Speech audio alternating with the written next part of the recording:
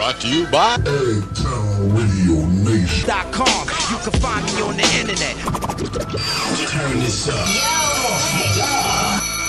You know, they were talking about climate change yesterday, and now we're learning that scientists and researchers are looking at how to change the weather on purpose. That's right. Lasers now could one day manipulate rain and lightning. CBS This Morning contributor Michio Kaku is a physics professor at City College of New York. Professor, nice to see you. Extraordinary seeing Al Gore and Bill Clinton there together with Charlie, wasn't it? That's right, yeah. Yeah, they did not get into this discussion, No. though. But it is fascinating. I mean, lasers, really, to change the weather? That's right. Well, as Mark Twain once famously said, everyone complains about the weather, but no one ever does anything about it. Well, instead of doing a rain dance, we physicists are firing trillion-watt lasers into the sky to actually precipitate rain clouds and actually bring down lightning bolts. This is potentially a game changer. But this is experimental. It's experimental. However, in the laboratory so far it works.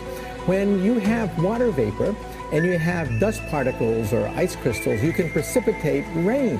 It condenses around the seeds. These seeds can also be created by laser beams.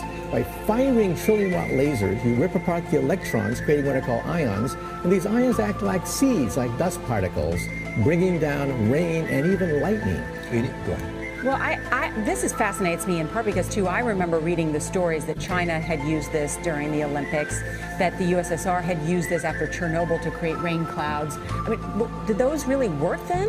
We have some of these capabilities now? Inconclusive. Even in the 60s, the CIA used this to bring down monsoons during the Vietnam War, to wash out the Viet Cong.